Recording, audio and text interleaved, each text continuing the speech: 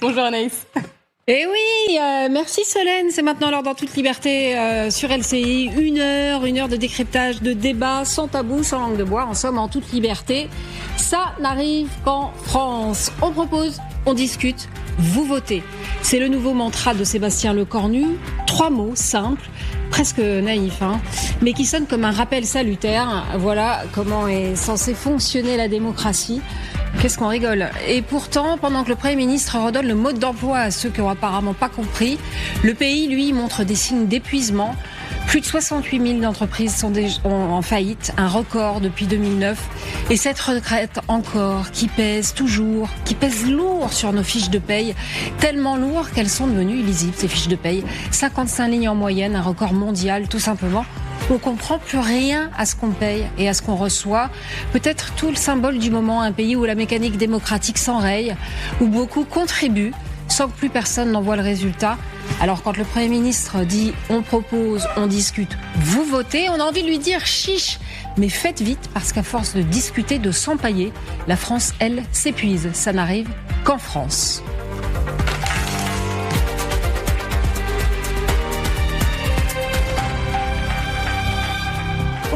Alors, autour de la table avec moi pour parler de tout ça, l'excellente Emmanuelle Ducrot. Bonjour Emmanuelle, vous êtes journaliste au journal L'Opinion. Christophe Barbier, vous êtes Christophe Barbier, bah oui, quand même. Guillaume Oda, vous êtes notre bien-aimé journaliste spécialisé à l'international. Et puis, l'inestimable Michel Picon. Vous êtes en quelque sorte, Michel, un patron des petits patrons. C'est ça qu'on peut dire. Absolument. Vous êtes le président de l'UDP. Donc on va parler de ce Premier ministre qui sauve sa tête, mais à quel prix. Hier, Sébastien Lecornu a donc fait le choix du désamorçage. Devant le député, il a un peu coché toutes les conditions qui avaient été énoncées par le Parti socialiste pour éviter la censure. Christophe, un peu plus de souplesse budgétaire, ça on en reparlera Emmanuel. Plus de 49.3 et surtout donc la suspension immédiate de la réforme des retraites jusqu'à la présidentielle. Coût de la manœuvre 2,2 milliards d'euros. Certains s'en réjouissent. Écoutez. Quand j'ai entendu M. Lecornu dire qu'il gelait à la fois la durée de cotisation et l'âge pour partir en retraite, j'étais très content puisque ça me fait gagner 6 mois. On a l'espoir d'avoir gagné 6 mois. Ça représente beaucoup pour moi de temps libre. On aime beaucoup voyager. On espère pouvoir partir le plus tôt possible pour voyager. Pour voyager, une petite réaction, Emmanuel ? Ça m'énerve. Ah ouais, ça vous énerve ? Mais ça m'énerve. Je vois tout le monde exulter sur ces 3,5 millions de retraités qui pourront partir plus tôt, mais je pense que personne ne pense à toutes les générations qui vont payer, les jeunes générations qui vont payer. Et finalement, pour ces 3,5 millions de retraités, c'est 65 millions de Français qui, par le coût de leur travail, leur cotisation ou pour tout ce qu'ils devront sacrifier par ailleurs, vont payer. Et je trouve ça complètement irresponsable. Alors, ceux qui vont payer aussi, Michel Picon, c'est sans doute les artisans, les entrepreneurs. Qu'est-ce qu'ils disent, ceux qui cotisent chaque mois, qu'on gèle les réformes mais pas les charges ? Non, mais je crois que c'est malheureusement, nous on a prôné la stabilité parce qu'elle est préjudiciable à nos entreprises, elle est préjudiciable à l'activité et l'instabilité. Donc on prônait de trouver une solution. Bon, malheureusement cette solution, elle est, faut bien le dire, pour le pays catastrophique. Et tout le monde va devoir payer une addition qui est déjà lourde à porter. Cette année, on va approcher les 22 milliards de déficit de la sécurité sociale. Donc ça va en rajouter et inévitablement, il va falloir aller faire payer d'autres. Alors on dit les riches, mais au bout d'un moment, depuis qu'on dit les riches, il y en aura bientôt plus. Et puis surtout, on va aller chercher partout. Je vois déjà dans le budget qui s'affiche, des jeunes apprentis qui sont en apprentissage, on va les assujettir à des cotisations sociales. On va en parler avec Emmanuel tout à l'heure. Alors qu'ils n'en avaient pas. Donc, c'est un choix qui est fait par les parlementaires de privilégier la retraite, l'inactivité au travail. Et tous ces jeunes, alors que nous prenons depuis longtemps un déplacement des cotisations sociales pour mieux rémunérer le travail, c'est un choix inverse que l'on fait. On va encore rajouter des cotisations sociales sur le travail tout ça pour permettre à des retraités de partir un peu plus tôt. Bon, après, je comprends ceux qui ont des métiers difficiles, je ne sais pas, les 2 exemples que vous venez de nous donner, c'est facile de dire quand on a un métier où on peut aller jusqu'à 64, 65, 70, il y a des gens... Comme c'est le cas dans toute l'Europe, Michel Picon, parce qu'on est vraiment le village gaulois qui résiste à absolument tout. Mais si on veut faire partir plus tôt ceux qui méritent de partir plus tôt parce que leur corps est usé, parce qu'ils sont fatigués, il faut bien qu'on se dégage des marge de manœuvre avec ceux qui peuvent partir plus tard. Sinon, ça marche pas. Enfin, c'est aussi simple que ça. Ah, si le patronat avait signé l'accord du conclave en juin en topant sur la pénibilité, on n'en serait peut-être pas là. Parce que c'est quand même l'entêtement du MEDEF qui a provoqué la crise politique, la chute de Bayrou, et maintenant il se retrouve avec une conférence sur les retraites. On va bien voir ce que ça donne, mais avec cette suspension de la réforme. Elle était incontournable pour des raisons politiques, sinon il y avait censure et dissolution. Évidemment, il y a un coût économique et social. Attention, il y a quand même un grand rendez-vous qui est donné en 2027, à travers cette conférence, puis à travers la présidentielle. Le coût, 2,2 milliards, c'est 5% des économies que prévoyait le budget Bayrou. Ça semble pas insurmontable. Alors en effet, si en 2027, on disait elle est définitivement abandonnée, voire on retourne à 62 ans, ou pourquoi pas à 60 ans, là l'addition serait incommensurable. Mais pour l'instant, c'est peut-être un moindre mal. Oui, non mais... Enfin, pour l'instant... Attendez, écoutez Sophie Binet, elle était la patronne de la CGT, elle était hier... Elle en veut plus. De Darius Rochebin. Ah oui, elle est insatiable, Sophie Binet. Il faut être très clair sur le fait que on fait seulement décaler l'application de la réforme et s'il ne se passe rien, les 64 ans s'appliquent. Donc on est toujours 2027. Sous la pression des 64 ans. Emmanuel Ducrot. En fait, les retraites, c'est très compliqué, à la fois c'est très simple. Quand on veut parler d'un système de retraite, on a 3 pieds sur un système de retraite. On a l'âge de départ à la retraite et donc la durée des annuités qu'on verse. On a les cotisations, c'est le 2e levier sur lequel on peut jouer. Et puis on a le niveau des pensions. C'est les 3 choses sur lesquelles vous pouvez jouer. Donc là, quand vous dites aux gens, on va décaler l'âge de la retraite vers 60 ans, parce que c'est ce que veut Sophie Binet, elle dit quoi ? Elle dit, il va falloir que vous cotisiez plus. Et là, je vous rappelle que quand même, le niveau des cotisations en France, c'est 20% sur la totalité du salaire. C'est énorme. C'est le plus gros poste, Emmanuel. On va voir tout à l'heure la feuille de salaire. Sur le salaire, sur un salaire chargé, c'est 20% qui part dans les retraites. Donc ça, il faut avoir ça en tête quand même. Quand on se plaint globalement de notre pouvoir d'achat, c'est ça. Et alors attendez, c'est pas Emmanuel, c'est pas pour ma retraite. Non, quand je cotise 20%. C'est pour la retraite de ceux qui sont déjà à la retraite. Et ça, en fait, je pense qu'il y a un énorme malentendu. C'est-à-dire que les gens sont persuadés qu'ils cotisent chaque mois pour acquérir leur droit à la retraite. Non, ils payent la retraite d'autres et leurs enfants paieront la leur. Voilà. Donc, en fait, ils décalent la charge sur leurs enfants. Voilà. Ouais, alors, vous avez tout à fait raison, Emmanuel, mais pardonnez-moi, c'est plus le débat. La suspension, elle est actée. Maintenant, il faut aller de l'avant jusqu'à 2027.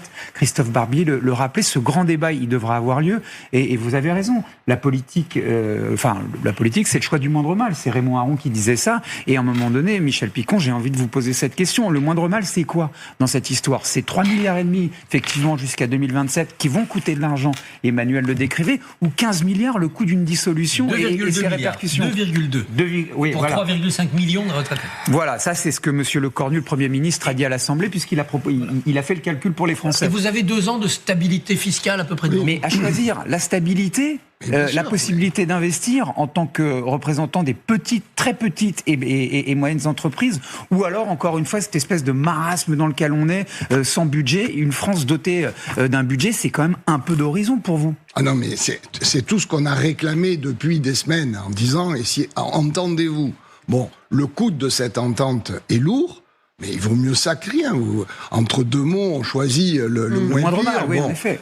Mais en tout cas, c'est un choix qui apaise momentanément. Et encore, quand j'entends les réactions des uns ou des autres, je ne sais pas si c'est vraiment apaisé, mais en tout cas, si ça permettait d'apaiser jusqu'à la prochaine présidentielle, qu'on ait un budget et que nos concitoyens reprennent un peu confiance, reconsomment, que les carnets de commandes ne se vident pas.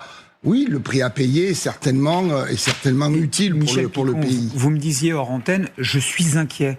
Qu'est-ce qui vous inquiète ? C'est le fait que cette discussion parlementaire, elle pourrait être interminable, que finalement les députés s'étripent et qu'on ne trouve pas de voix. À la fin, il y a quand même des ordonnances et la possibilité de faire passer un budget. Oui. Enfin, moi, je pense que, je suis inquiet pour l'avenir. Je suis inquiet parce que cette suspension finira par une abrogation. parce que bon courage pour la campagne présidentielle avec ce thème-là. Êtes-vous pour ou contre travailler plus longtemps? Voulez-vous être riche et en bonne santé ou pauvre et malade? À vous de faire campagne aussi auprès des Français pour leur dire, pensez à vos enfants, pensez à l'avenir. Les Français, à un moment donné, vont arrêter de faire tapis parce que le système va s'effondrer. On va déjà voir là. C'est ça qui m'inquiète. Voilà. C'est ce qui m'inquiète. Ce qui m'inquiète aussi sont les conséquences que ça peut avoir sur la capacité, l'appréciation de ceux qui nous prêtent, notre capacité à pouvoir faire des réformes et retrouver un système économique, un endettement de notre pays qui soit au niveau des autres pays. Et ça, franchement, quand vous avez une famille qui est surendettée, si elle va voir son banquier pour lui dire il faut me faire un autre prêt, et que cette famille elle continue à dépenser sans compter, moi je peux vous garantir que son banquier ne la suit pas. C'est ça l'état de notre pays aujourd'hui, c'est qu'on continue à dépenser comme si on n'avait pas de dette et pas de créanciers. Voilà, donc ça m'inquiète, parce que bien évidemment, ça va nous donner un répit. Ce répit, nous, on le souhaite depuis des mois. On dit, il nous faut de la stabilité, il nous faut de la visibilité. Ce prix à payer, ce recul sur la réforme des retraites, où le gouvernement est pris en otage, il faut bien dire les choses comme elles sont, dans un Parlement qui est complètement fragmenté, qui est devenu un peu hystérique par moment. Un peu, donc, vous avez l'art de la litote.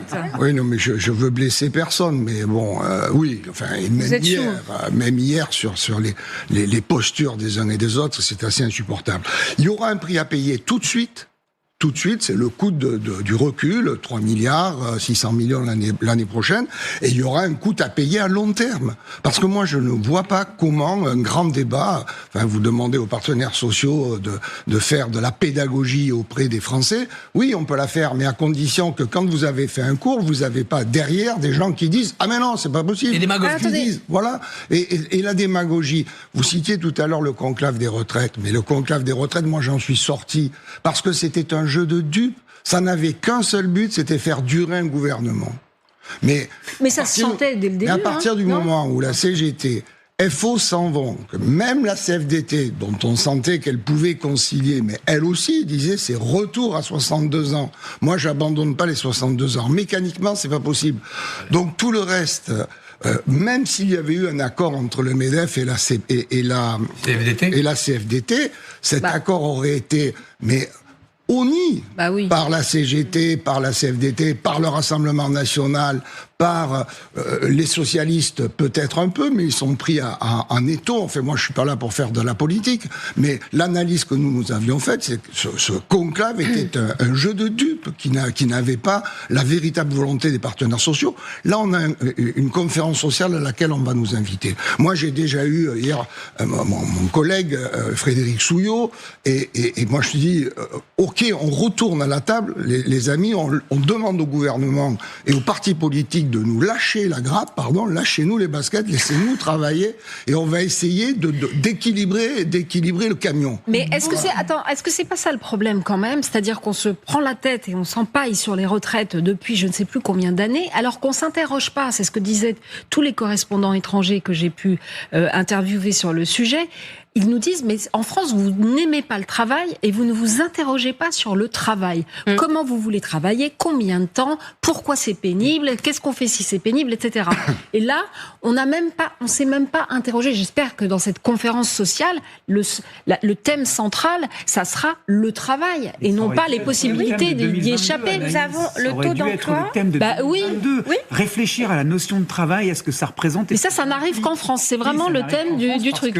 Cette campagne présidentielle, comme on le sait, elle a été percutée aussi par... Mais ça fait longtemps, Guillaume, qu'on devrait s'interroger sur le travail. On a peut-être opportunément profité, de telle sorte à être réélu, mais ce débat fondamental, il n'a pas eu lieu. Et malheureusement pour nous, pour les très petites et les moyennes entreprises que vous représentez, il aura lieu encore dans 1 an et demi. Alors c'est très très difficile à hauteur de petits patrons, mais on en est là aujourd'hui et il faut avancer. Le taux d'emploi en France, c'est-à-dire le taux des personnes qui travaillent quand elles sont en âge de travailler, on prend 14-65 ans, c'est la fourchette qui est communément admise en Europe. Hein, c'est pas, on a bien conscience que personne ne travaille vraiment à 14 ans.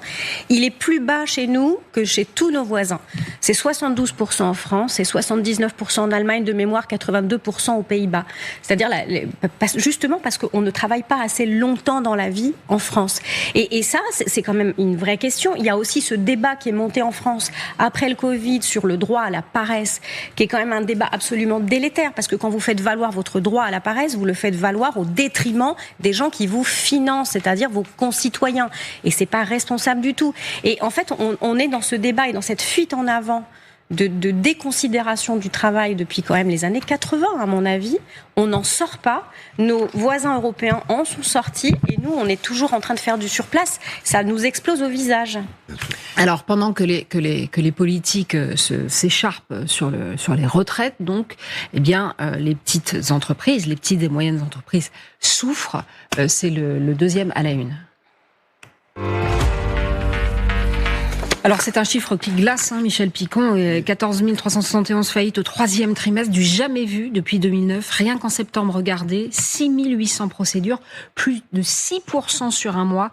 Des artisans, des PME, des petits commerces, tout ce qui fait vivre nos régions. Michel Picon, le coût de l'énergie, les taux d'intérêt, la consommation qui cale. Tout ça, ça fait que les entreprises sont en train de planter, quoi. Et derrière les statistiques, évidemment, il y a des vies, environ 52 000 emplois menacés depuis l'été. Écoutez ces petits patrons. Le sentiment, c'est un sentiment de perte de temps. Et pour une entreprise, pour un entrepreneur, pour un industriel, c'est terrible. La situation politique, elle, au-delà du fait qu'elle affecte les citoyens que nous sommes, elle paralyse l'économie française. Et je pense qu'elle va laisser sur le carreau, peut-être pas des grandes entreprises, mais très vraisemblablement nombre de PME. On rentre dans une situation quasiment de crise institutionnelle, au-delà même de la crise politique. Et ça, c'est extrêmement effrayant pour un investisseur comme une entreprise privée. On navigue à vue dans une purée de pois. C'est même pas un brouillard, c'est même pas une nappe, c'est une purée de pois. Les politiciens ont 2027 en tête et certainement pas ce qui se passe tous les jours sur le terrain. Voilà la grande inquiétude, ce qui se passe tous les jours sur le terrain quand on voit le spectacle de l'Assemblée nationale. Franchement, Christophe, on a envie de se jeter par la fenêtre, ou enfin, je sais pas de quoi faire. Mais c'est pour ça que finalement, garantir une stabilité politique à moyen terme, c'était quand même le moindre mal. Cette dissolution funeste de 2024, cette assemblée éclatée, ça nous coûte cher en emploi, en activité. Il fallait mettre un holà et stabiliser, même stabiliser dans une certaine forme de consensus un peu médiocre, comme ça a été fait là. D'autant que cette adoption possible du budget 2026 porte en elle l'adoption du budget 2027. Dans un an, aucun gouvernement va lancer de grandes réformes, aucune opposition va se lancer dans une démarche incendiaire, on sera en pleine campagne présidentielle. À partir de janvier, municipale, présidentielle, ça sera une forme d'armistice.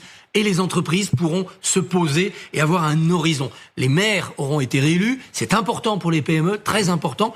L'élection présidentielle sera en route, ça sera bien. Et là, en effet, il y a un choix idéologique. Emmanuel parlait du droit à la paresse. C'est un livre de 1880 de Paul Lafargue, le gendre de Karl Marx. Contre quoi ? Contre la gauche ouvriériste de juin 1848, qui avait fait un manifeste, le droit au travail. On voit bien que c'est au cœur de notre ADN politique et de notre incapacité à changer notre nature de Gaulois réfractaire. Espérons que la présidentielle sera à la hauteur de ce rendez-vous. Et moi, je ne désespère pas qu'un peuple mature puisse écouter et se dire oui, des sacrifices, des efforts, mais on sait pourquoi. Et on veut les résultats. Emmanuel ? Là, il y a un cri, vous dites qu'il faut écouter, il y a quand même un chant qu'il faut écouter. Vous savez ce qu'on faisait dans les mines pour prévenir des explosions et du grisou ? On envoyait des canaris. Et quand les canaris mouraient, on savait qu'il y avait du gaz qui était toxique. Et en fait, les PME sont nos canaris. C'est les canaris de notre économie. Elles sont en train de mourir à vraiment de façon très très très nombreuse. Les chiffres des faillites sur le registre du commerce sont assez effrayants. Je suis allée les chercher. 2024, 319 000 faillites sur l'ensemble de l'année. 2025, sur 9 mois, 357 000 faillites. Je ne sais pas si vous vous rendez compte du différentiel, c'est énorme. Et en France, 5 millions d'entreprises, la plupart d'entre elles, la grande majorité sont très petites et 3 millions sont des entreprises unipersonnelles. Donc ça veut dire que quand nos canaris de l'économie meurent, c'est un plan social à bas bruit, on ne le voit pas. Et on ne le voit après que 6 mois, 9 mois après dans les chiffres du chômage. C'est grave ce qui se passe là, Michel. Ah oui, c'est grave. Vous savez, il y a un chiffre, je vais vous le donner, mais c'est la réalité. C'est 1500 personnes qui perdent leur emploi toutes les semaines dans des petites entreprises. 1500 personnes 1500 personnes par semaine. Ça fait pas la une, personne n'en parle. 400 personnes dans un coin sur une grande boîte qui ferme un site, ça fait le 20 heures, comme on dit. C'est le plan social à bas bruit, c'est ce que disait Absolument, Emmanuel. absolument. Et puis, il y a les défaillants, il y a ceux qui vont au tribunal de commerce, et puis il y a ceux qui payent tout le monde, parce que dans les campagnes, dans les villes, on ne laisse pas des dettes On paye tout le monde, on paye les salariés, on paye le fournisseur, et puis on ferme le rideau le vendredi soir et on le réouvre pas le lundi matin. Et tout ça, c'est encore 60 000 chaque année qui disparaissent. Mais je parle sans bruit. Je parle sous votre contrôle, Michel Picon. Donc les TPE, PME, PMI, c'est 6 millions d'emplois à peu près en France, oui. L'équivalent de 50% de l'emploi privé, 25% du PIB, ce qui représente énormément de richesse et de valeur ajoutée. On a vu les chiffres qu'a donné Emmanuel Ducrot. Ce nombre de faillites, 25-30 000 supplémentaires d'une année à l'autre. Ça correspond encore une fois au moment où le Parlement est dissous par le président de la République. On en mesure les conséquences un an plus tard. On arrive peut-être sur de la stabilité. Je voudrais qu'en fait nos téléspectateurs, à travers votre expertise, comprennent. Quand on n'a pas de budget, au fond, c'est des marchés publics qui ne sont pas renouvelés, c'est-à-dire la réfection des voiries, des routes, des bâtiments publics, et ça impacte directement les entreprises que vous représentez. Donc la stabilité, quelque part, ça a une vertu. Non, mais c'est évident que les choses... Il y a quelques éléments structurels. Si j'ai 2 secondes, je vais vous Bien sûr, donner. allez-y. Et après, il y a l'accentuation de la dissolution qui a créé un repli, une atonie de la consommation. Jamais l'épargne n'a atteint des niveaux aussi importants, et tout ce qui est dans les compagnies d'assurance ou dans les banques en épargne n'est pas dans la consommation au quotidien. Mais il y a 2 sujets qui nous frappent tout de même. C'est la financiarisation de beaucoup d'activités. Voyez-vous, en ce moment, beaucoup d'entreprises, de petites entreprises, elles partent au tapis parce qu'il y a une augmentation des délais de paiement. C'est celui qui est en bout de la chaîne. Ça tue les entreprises. Mais oui, mais parce que dans une petite entreprise qui n'a pas de trésorerie, une facture qui est reculée de 15 jours, c'est un impayé, et puis il rentre dans le toboggan et il sort. Et donc on a une valeur ajoutée depuis des années qui est mangée par des donneurs d'ordre qui, au final, ne se préoccupent pas de savoir si le dernier, à qui on donne du travail, à qui le plaquiste quand un promoteur fait un immeuble.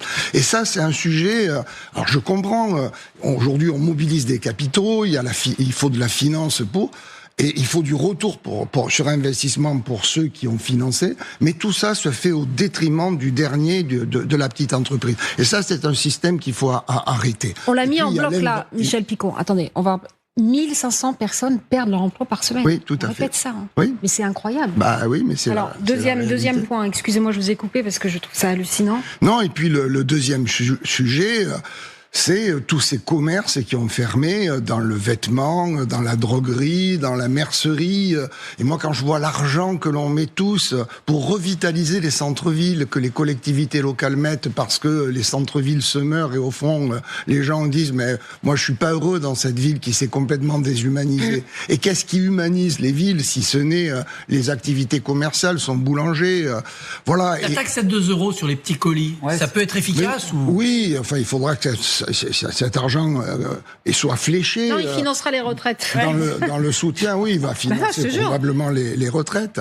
Non, donc on a un système, et moi je regrette que le grand débat présidentiel qui nous attend, où on a des choix de société à faire. Quelle société nous voulons? Je crains, et je le regrette, qu'il soit cannibalisé par ce sujet retraite à 62 ans ou à 60 ans. Alors que toute l'Europe est à 67, 70... Oui, complètement. Et que des sujets de fond, comment mieux rémunérer le travail. Voyez-vous, moi, ça me fait de la peine quand je vois des gens qui considèrent que c'est une souffrance terrible de bosser 2 ans de plus. Ouais, ça dit quelque chose du rapport au travail. Et quand je vois des jeunes, même des lycéens, alors parfois même s'il y a une part de manipulation, qui manifestent contre la réforme des retraites alors qu'ils n'ont pas commencé à travailler un seul jour, ça dit quelque chose dans notre société de ce que le travail est perçu. Et ça, il faut qu'on travaille dessus. Moi, je le dis à mes collègues partenaires sociaux, à Maryse Léon, à tous, je leur dis vraiment là-dessus, il faut qu'on s'accroche ensemble parce que on partage au moins ça entre nous. C'est que le travail est la seule valeur qui nous permettra de nous sortir des difficultés qui sont les nôtres. Alors, hier, Sébastien Lecornu a justement parlé du travail, de sa valeur, de la fierté, mais pour beaucoup de Français, le travail, les amis, c'est ça. C'est la feuille de paye. C'est la vôtre. C'est pas la mienne, mais j'y comprends rien. Hein. C'est 55 lignes. Hein. C'est la feuille de paye la plus compliqué du monde. 22 millions d'exemplaires, c'est le mensuel le plus lu de France, mais personne ne le comprend. On y parle de tout dans cette feuille. On y parle chômage, on y parle famille, on y parle retraite, puisque vous le disiez, Emmanuel, c'est le plus gros poste, la retraite, dans ces lignes qu'on ne comprend pas, dans ces prélèvements. Donc on arrive à cette feuille de paye. C'est le à la une.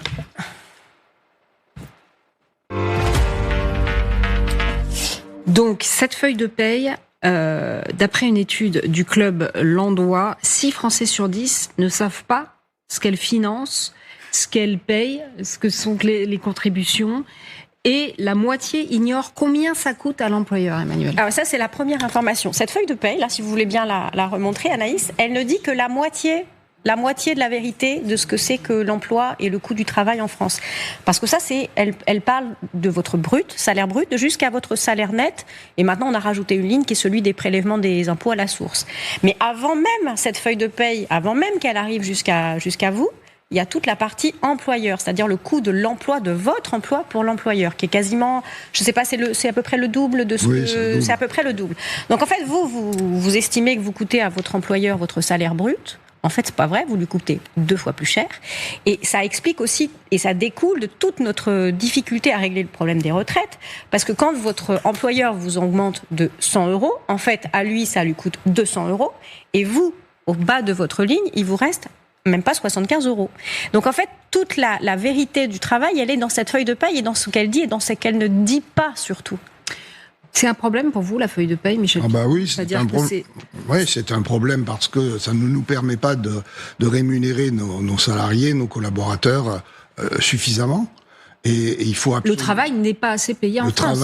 Pas du tout assez payé. Bien sûr, le travail n'est pas assez payé, que ce soit celui d'ailleurs des salariés comme celui des indépendants. Parce que l'INSEE vient de publier les revenus des indépendants. Franchement, ils n'ont rien à envier les salariés n'ont rien à envier à leur patron.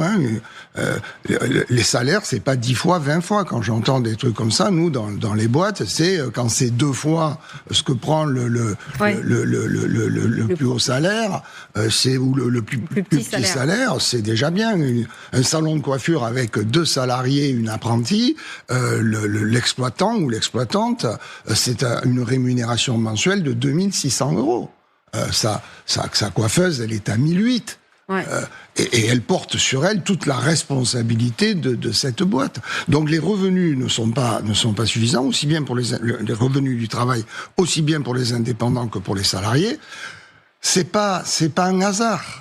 C'est encore une fois, les besoins de financement de notre protection sociale reposent sur moins de salariés qu'avant. Mais on dit que c'est du salaire déguisé, toutes ces lignes, parce que c'est justement la retraite de la génération. Mais alors ça, c'est la grande hypocrisie. Dire que tout ça, c'est du salaire différé, je sais que c'est un grand argument de gauche. Alors, c'est pas vrai. Les cotisations maladie sont des cotisations de solidarité. La solidarité, c'est très important dans une société. Mais la retraite n'est pas un salaire différé. On ne cotise pas pour notre retraite, et je pense qu'il faut marteler cette idée. Vous n'êtes pas en train d'acquérir des droits pour votre propre retraite, vous payez la retraite des gens qui sont à la retraite aujourd'hui, et si on continue comme ça, votre retraite, il n'y en aura pas. Je crois qu'il faut le dire, le système, c'est un Ponzi. Voilà, c'est un système de Ponzi. C'est une pyramide de Ponzi. On joue à Bernard Madoff. C'est le principe d'une pyramide de Ponzi. Quand vous êtes en train de demander aux nouveaux entrants dans un système de financer la rémunération des sortants du système, que ces sortants sont de plus en plus nombreux, ça a la forme d'une pyramide. C'est notre pyramide des âges qui crée un Ponzi des retraites. Et si on n'y prend pas garde, ça ne tiendra pas. L'image de Bernard Madoff, elle est assez frappante. Christophe, est-ce que ça fait de vous un partisan de la TVA sociale? C'est-à-dire on allège complètement ces cotisations et puis on fait payer par le consommateur sur la TVA? Bien sûr, absolument. D'abord parce que ça permettrait de faire payer et financer notre modèle social par des importations qui nous étouffent. Bien évidemment, c'est sur la TVA sociale. Il faut arriver à déplacer une partie de ces cotisations sociales. Alors cotisations ou la CSG, CRDS. Nous, on avait fait une proposition sur la CSG, CRDS parce qu'elle s'applique à tout le monde, les indépendants comme les salariés, et de la déplacer sur majoritairement sur de la TVA, ça demande une augmentation de 4 à 5 points de TVA. Bien sûr, tout ça peut inquiéter, mais en tout cas, si en parallèle, il y a une augmentation des salaires grâce à ça, les gens s'y retourneront. Et vous savez, sur cette histoire de salaire différé ou pas, on pourrait vivre dans un monde où le coût total de l'entreprise, on le verse aux salariés. Il aurait un gros salaire, il doublerait son salaire et à charge à lui de payer les cotisations sociales qui lui permettent d'être assuré social, de cotiser à une retraite, etc. Est-ce qu'il le ferait, les gens ? Non, mais le système est aussi né pour ça, pour garantir une forme de solidarité. Oui. Et c'est quand même extrêmement important pour le bien-être d'une société d'avoir un système de maladie qui repose sur l'intégralité des acteurs. Tout le monde est d'accord avec ça et je pense que personne n'a envie de le remettre en compte. Mais sur la retraite, on se rend compte que le système ne peut pas fonctionner pour des raisons démographiques. Alors après, je suis moi assez frappée, je sais pas ce que vous en pensez, de l'éléphant dans la pièce, de la retraite par capitalisation. On n'est pas obligé de faire basculer l'intégralité du système de la retraite par capitalisation. C'est-à-dire que là, on n'est plus en train de payer uniquement pour la retraite de ceux qui sont à la retraite, mais on cotise pour sa propre retraite, au moins en partie. Et ça, c'est quand même l'éléphant dans la pièce. Personne n'intègre cette équation-là dans le débat sur les retraites. La conférence va permettre. Oui. La conférence va permettre, mais sur la capitalisation, il ne faut pas attendre des réponses immédiates. Mais non, ça prend du temps. En tout cas, c'est balayé par Sophie Binet. 20 à 30 ans. On ne peut pas débattre de capitalisation dans il y a un truc très savoureux d'ailleurs, c'est que beaucoup d'élus socialistes qui se battent là et qui sont un peu, comme le titrait l'opinion, les maîtres chanteurs pour la stabilité du gouvernement, capitalisent. Bien sûr, mais cotisent. Les fonctionnaires en France ont un système qui s'appelle la Préfond, qui est un système par capitalisation. Donc c'est assez savoureux, assez cocasse. Bien sûr, il y a des plans d'épargne retraite aussi qui existent. Les Français sont mûrs pour la capitalisation. Ils sont volontaires. Ils ne veulent pas lâcher la répartition. Non, mais on peut faire sans doute un mix. quelque chose d'un peu mixte. Et puis il y a la retraite par points, qui a été adoptée par 49.3 au printemps 2020. La Covid a tout fait exploser, mais ce texte, il est disponible, il a été adopté à l'Assemblée, il peut aller au Sénat. Il était très compliqué, ça, c'était la réforme Édouard Philippe, c'est ça ? Oui, c'est la réforme Édouard Philippe, avec la polémique sur l'âge pivot, c'était une réforme CFDT. Je ne sais pas si les adhérents à votre formation aimaient la retraite par points. Absolument, nous on était favorables à la réforme par points, avec quelques réserves chez les professions libérales qui ont des caisses autonomes, qui gèrent eux-mêmes leurs caisses, et là aussi, je voudrais lancer une piste. Il faut donner aux partenaires sociaux les clés, mais totales. Ne vous en occupez plus. Le Cornu ouvre cette piste. Je vais vous dire pourquoi. Les syndicats de profession libérale, avocats, médecins, infirmiers, kinés, géomètres, architectes, eux-mêmes, ils gèrent leurs caisses. Et elles sont à l'équilibre. Vous savez à quel âge ils ont mis le départ ? 67 ans. Partez pas avant 67 ans quand vous êtes profession libérale. Alors on va me dire, oui, mais leur métier est moins pénible que les autres. C'est pas sûr. L'infirmière qui tous les matins va soigner et lever des malades, des personnes âgées. Mais pourquoi ? Parce que quand vous êtes en responsabilité et que vous vous dites c'est pas l'État qui va nous sauver, il faut donc qu'on ajuste les cotisations et les retraites. Il faut pas payer trop de retraites aux retraités, sinon il faudra augmenter les cotisations. Quand vous avez cette responsabilité totale, vous l'exercez. Et la réponse a été le départ à l'âge de retraite, 67 ans. Ça donne des pistes quand même, comment on pourrait arriver à gérer ce problème de retraite en le confiant totalement aux partenaires sociaux. Christophe, pourquoi la simplification de la fiche de paye promise depuis Sarkozy, depuis Hollande, depuis Macron, n'a-t-elle jamais abouti ? Est-ce que la complexité, c'est le prix politique de la protection ? D'un certain côté, oui, c'est le prix administratif de la protection, cette complexité. C'est aussi une manière d'embrouiller le débat. Oui. À partir du moment où c'est illisible, les gens, ils laissent tomber, puis ils croient finalement un peu ce qu'on leur dit. Tout cet argent, par petits bouts, part à quelques endroits. Par ailleurs, c'est aussi la rançon des promesses de taxes provisoires, type CRDS, qui devait durer un certain temps pour alimenter la CADES, la Caisse d'amortissement de la dette sociale, puis qu'on a prolongé, comme la vignette auto l'avait été. Emmanuel. Et si on prolonge, c'est vraiment intéressant parce que je pense qu'on a quand même aussi un énorme problème français qui est le manque de culture économique et financière de nos concitoyens. Ça se lit, qu'on ne soit pas capable de lire notre fiche de paye est un problème, est un vrai problème parce que ça veut dire qu'on ne sait pas où part notre argent et je pense que si on le savait, on réfléchirait peut-être différemment, notamment sur un salaire de 100 €, Emmanuel, 36 € partent en cotisation patronale, ce qu'on appelle, 22 € en cotisation salariale. Donc, sur 100 euros, ça fait 100 moins 36 moins 22. Je suis incapable de faire le calcul, mais donc il doit rester 42. Il reste pas de BSF. Merci pour votre beau cerveau, Christophe. Il reste pas beaucoup, et ça, c'est l'argent du pouvoir d'achat, c'est l'argent de la vraie vie, donc c'est compliqué. Et puis surtout, moi, je suis stupéfait d'entendre toujours les gens dire j'ai droit à une bonne retraite, j'ai cotisé toute ma vie. Eh ben non. Ça montre bien qu'ils n'ont pas compris que quand on cotise, c'est pour les retraités du moment. Et on est passé de 1945, 4 actifs pour un retraité, à aujourd'hui 1,4, 1,5 maximum actifs pour un retraité. Il y a une chose, je pense que ce plaidoyer pour la culture économique, il s'applique à beaucoup de domaines de la lecture économique de la France. On ne sait pas lire un bilan. Non, on ne sait pas lire un bilan, ça personne ne sait faire. Mais par exemple, on ne sait pas lire un budget. Et quand on s'intéresse par exemple au budget de l'éducation nationale, je parle de ça parce qu'on a eu ce débat, Anaïs, vous et moi, la semaine dernière, et on était sidérés. Un tiers du budget de l'éducation nationale ne va pas effectivement à payer des enseignants ou un système d'enseignement, il va à payer les retraites.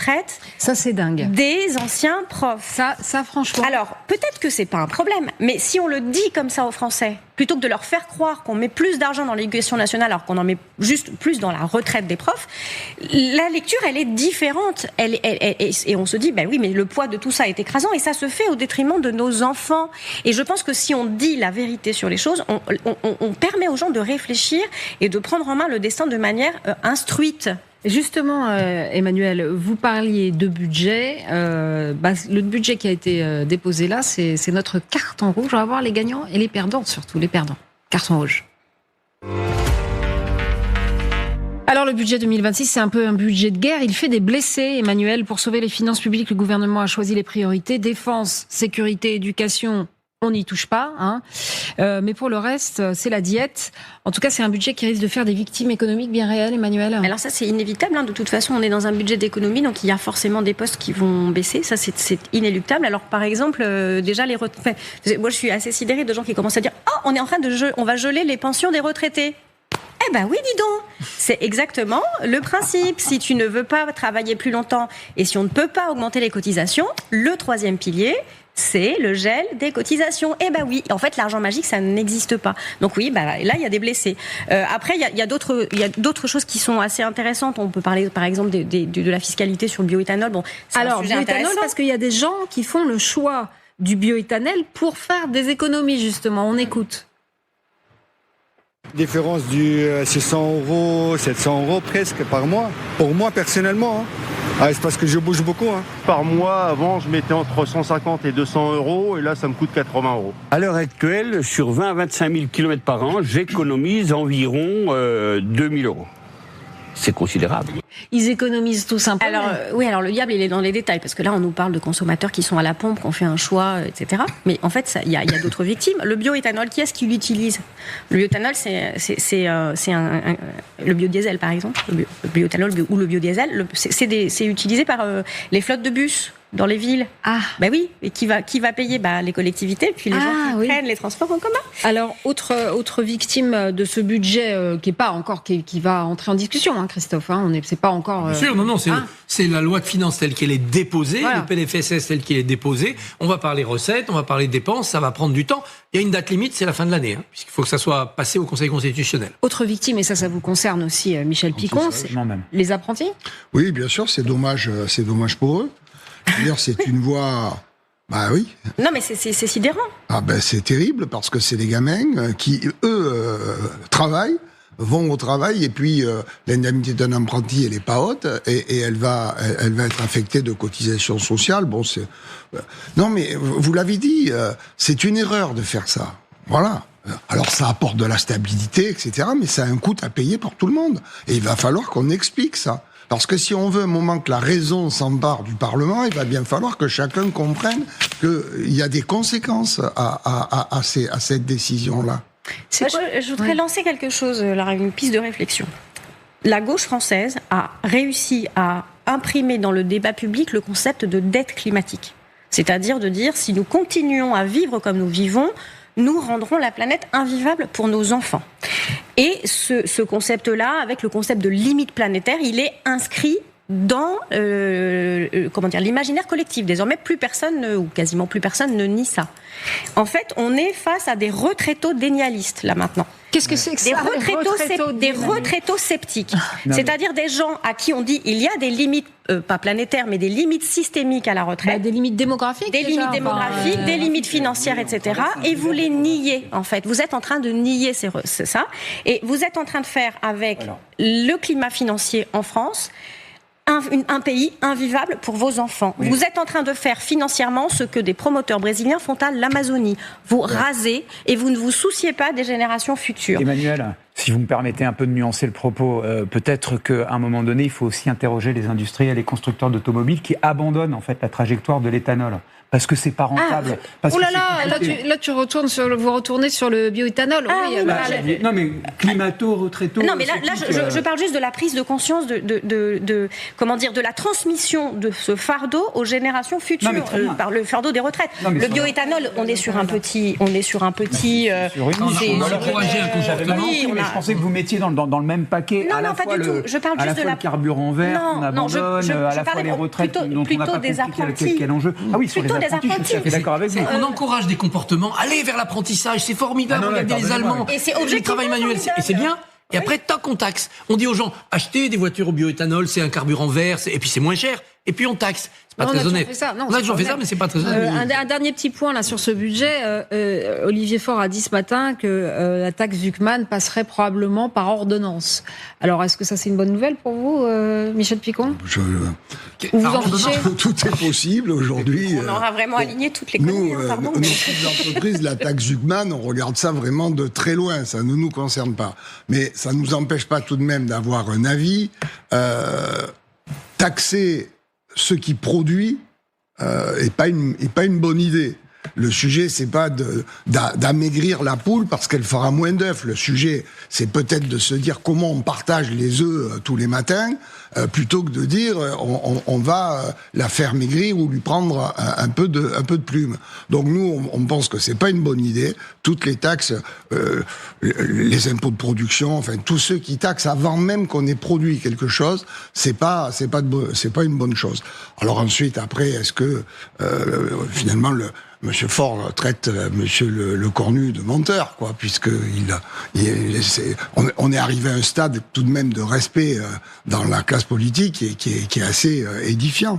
Est-ce qu'il peut faire ça par ordonnance ? Mais de toute façon, il n'a pas du tout envie de passer la taxe Zuckman. Exactement, ils veulent tenter un amendement au budget pour instaurer la taxe Zuckman en espérant que le RN va le voter. Et le RN ne le votera pas. Oui. C'est un amendement qui fera 192 voix, le nouveau Front Populaire, et c'est tout. Alors ils espèrent aussi que les centristes qui avaient voulu envoyer un signal vers les riches puissent voter cela. Mais non, parce que maintenant on a débusqué ce qu'était la taxe Zuckman. C'est l'outil professionnel qui est au cœur de cette taxe. Donc c'est pas possible. Et puis ça a été tranché par un jury plus important que l'Assemblée nationale, par le prix Nobel. Oui. C'est pas Thomas Piketty qui a eu le prix Nobel, c'est Philippe Aghion. Figurez-vous que Olivier Faure a rencontré hier soir, un peu, c'est les coulisses du pouvoir. Là, on est vraiment au cœur de la machine, Guichard-Guillaume. Figurez-vous que hier soir, le prix Nobel de la paix, pas de la paix, n'importe quoi, le prix Nobel d'économie a croisé Olivier Faure dans les couloirs de TF1. Il sortait du journal de Gilles Boulot. Et voilà ce qu'ils se sont dit. Regardez bien cet échange. Oui, il faut éviter le chaos. Oui, absolument. C'est bien. Même ça a déjà bougé. Oui, c'est important. Bravo, merci. Bon. Allez, on se tient à bientôt. Au revoir. Voilà, c'est coulisses du pouvoir. C'est intéressant. Le secrétaire du Parti Socialiste. Oui, c'est intéressant comme échange. Parce que ça prouve qu'on est aussi dans un pays où, alors certes, il y a une victoire tactique des socialistes, mais il y a également le bon sens d'un prix Nobel d'économie, et il y a un chemin de compromis qui est trouvé, ça devrait vous rassurer. In fine, petite lueur d'espoir. Oui. Ah bah écoutez, le pire n'est jamais certain. Merci. Voilà, on peut imaginer que la sagesse, ça s'empare de tout le monde. Non, ça, on ne peut pas l'imaginer, Michel Picon. Mais merci beaucoup, c'est toujours un plaisir de vous entendre. Merci à notre valeureux homme du Sud. On se quitte quelques instants et on revient sur une énorme menace de Donald Trump. Encore. À tout de suite sur LCI.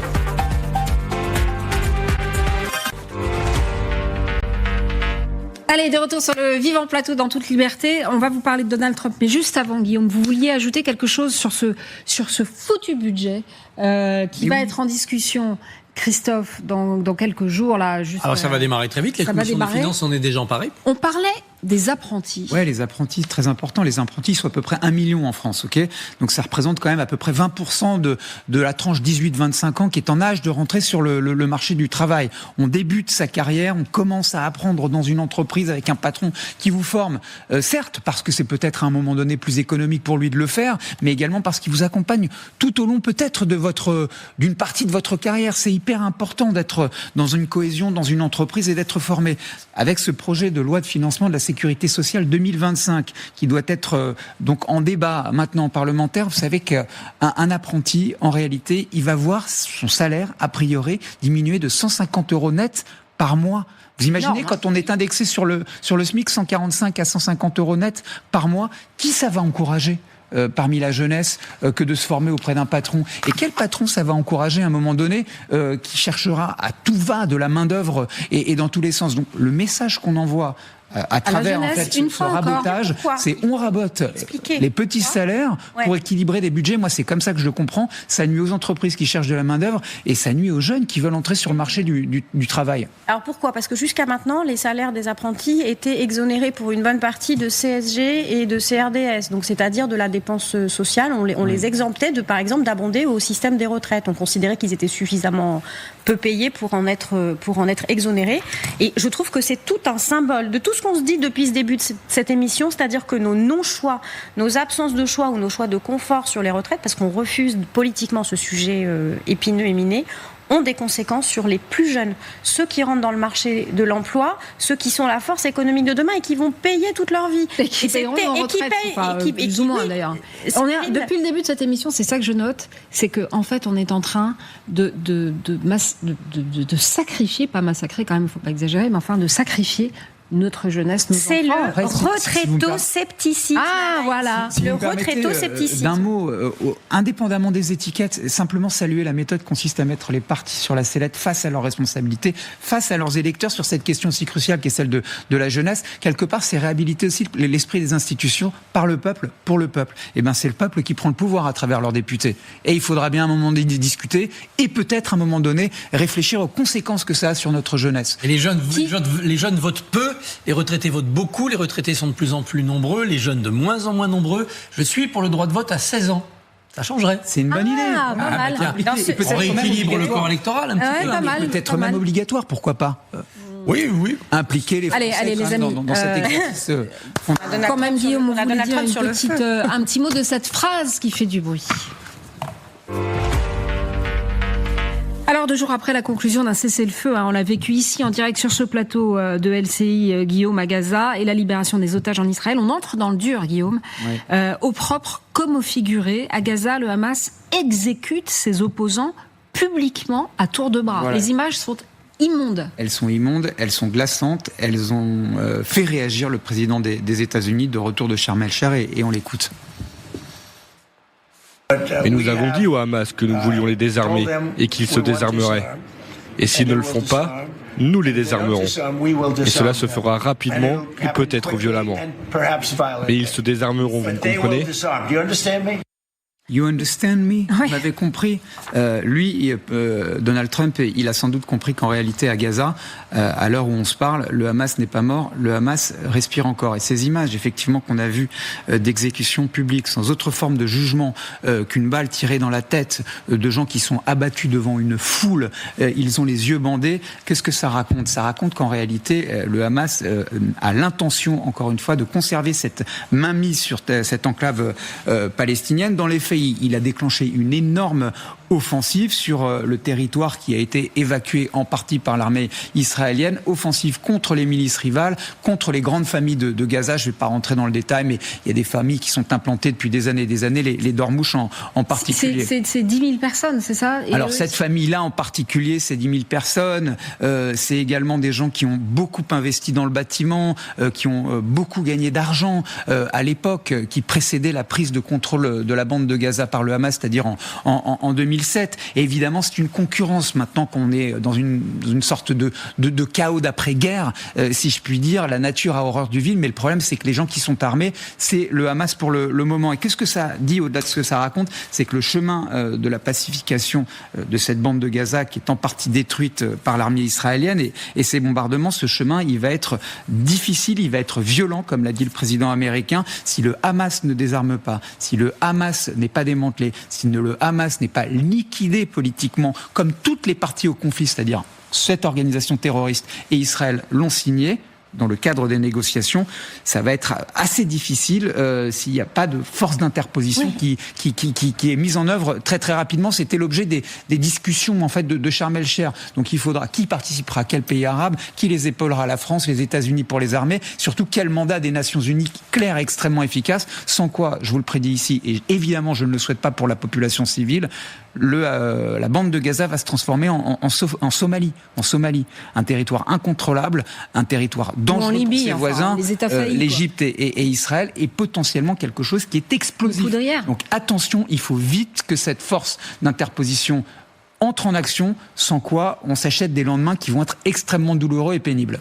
Christophe, il a les moyens de ces menaces, Donald Trump? Oui, bien sûr, il a les moyens, mais c'est des moyens qui seront violents. C'est-à-dire que les bombes se remettront à tomber sur Gaza pour éradiquer le Hamas qui ne veut pas se laisser désarmer. C'est pas une armée, c'est une bande de terroristes. Comment voulez-vous qu'ils aient un comportement rationnel, d'armistice, de capitulation, de reddition, de négociation, de conditions d'un désarmement? On n'est pas face à un comportement militaire, on est face à un comportement terroriste. Pas depuis le 7 octobre, depuis qu'ils ont pris le contrôle de cette bande, c'était en 2005, 2007, je crois. Le 14 juin 2007. Voilà, ça fait bientôt 20 ans c'est une bande de terroristes qui raquettent, qui oppriment. D'ailleurs, j'étais très étonnée d'entendre certains dire que Israël avait libéré des otages, alors que Israël a libéré des prisonniers et des gens qui ont sur les mains des crimes de sang. Exactement. Ouais. Et donc, on pourrait demander à Mme Rima Hassan si elle trouve l'action du Hamas légitime quand ils exécutent dans la rue comme ça des opposants. On pourrait demander à Mme Obono si c'est un mouvement de résistance, parce qu'il y a eu aussi ces phrases politiques prononcées. Cette réalité de la réalité de ce qu'est le Hamas, qui est un mouvement à la fois terroriste, mafieux, et qui est aussi un mouvement qui a gangréné toute la société gazaoui.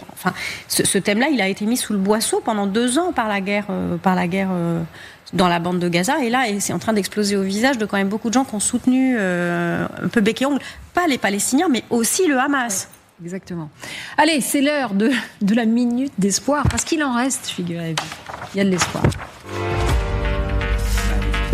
Ah les amis, ça fait du bien parfois. Airbus signe un record historique. Son A320 devient l'avion le plus livré de l'histoire devant le Boeing 737 MAX. Une victoire européenne, mais surtout une fierté française. Il y a de l'espoir. Emma Ducrot. Oui, il y a de l'espoir. Et en fait, ce qui est intéressant, je trouve, c'est que ça bat quand même en brèche des choses qu'on a beaucoup lues après l'épidémie de Covid, où on expliquait que le monde d'après ne serait pas le même, qu'on ne voyagerait plus de la même manière, etc. En fait, les voyages aériens ne se sont jamais aussi bien portés sur la planète. Des pans entiers de la population mondiale qui ne voyageaient pas il y a 20 ans ont désormais accès au voyage en avion. C'est à la fois. Oui, alors ça a un revers de médaille. Hein. C'est-à-dire que la pensée magique n'existe pas. La réalité, c'est ça. La réalité, c'est ça. Non, mais enfin, les voyages en avion, juste avant le Covid, je me souviens d'avoir vu un énorme papier du Monde qui disait qu'on était à je sais plus combien de centaines de milliers de vols par jour et que ça, c'est pas très bon pour la planète. Vous parliez de... c'est pas forcément très bon pour la planète, mais ça veut dire que Mais ça veut dire qu'il y a aussi des capacités derrière ça, en fait.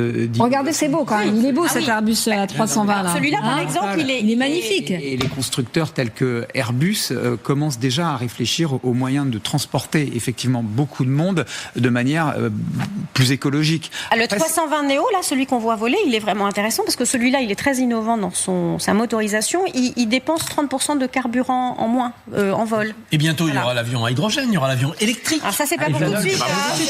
L'innovation. Bioéthanol. Non, il y a 2 clés. Il y a des carburants de substitution qu'on appelle les SAF qui sont en développement pour l'aviation civile. Il y a 2 clés. C'est l'innovation, et là, Philippe Aguillon le dira encore mieux que moi, et il y a l'Europe. L'Europe, nous n'avons plus la taille pour porter seul ce genre de rupture qui font de nous des champions du monde.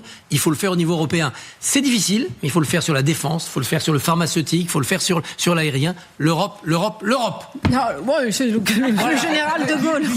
C'est vrai que cet avion-là, la 320, c'est vraiment du génie européen. Les ailes, elles sont faites au Royaume-Uni, la queue en Espagne, le fuselage en Allemagne, mais l'âme, la conception, l'innovation, c'est véritablement la France et Toulouse en particulier. Il y a 50 000 emplois qui sont concernés. Il y a encore 7 000 avions à 320 là, comme ça, qui doivent être livrés. C'est 10 ans de travail garanti, 50 000 emplois, et tout autour, avec la filière aéronautique, c'est 120 000 emplois en France. Il faut quand même imaginer ce que ça représente. Ça fait quand même du bien d'entendre ça. C'est aussi le génie français. Ça, c'est le génie français. C'est la capacité d'innover, c'est la capacité de mobiliser. C'est un avion qui décolle, là on le voit sur ces images, et c'est aussi la France qui peut à un moment donné se donner des ailes. Voilà, il y a de l'espoir, et tout ça est incarné effectivement par ce merveilleux appareil, la 320. J'arrive jamais à trouver triste un avion, malgré tous les messages climatiques, etc. Je n'arrive jamais à trouver triste un avion qui décolle, parce que ça veut dire des gens qui voient du monde, qui voient le monde et qui rentrent chez eux un peu moins bêtes. Et voilà, moi je trouve que les avions qui décollent, c'est magnifique. Non, les avions qui décollent, c'est magnifique. Non, je reprécise parce que c'est quand même enfin, un fait incroyable. Oui. C'est après 60 ans de domination. Absolument. De Boeing. C'est incroyable. Donc, Boeing va pas très bien, 12 par ailleurs. Appareils livrés, c'est la preuve en fait que la France, elle est capable de produire, et l'Europe, évidemment, l'Europe, comme le disait Christophe, de produire du haut de gamme en série à l'échelle mondiale et avec une hauteur de vue, effectivement, voir des nuages, des monts enneigés et tout le rêve que ça charrie, c'est quand même magnifique lorsqu'on a la chance de prendre l'avion. Tout le monde ne prend pas l'avion. Allez, il y a encore de l'espoir. Merci à tous. Merci d'avoir été sur ce plateau ce matin avec nous. Demain, on se retrouve à 9h en toute liberté, mais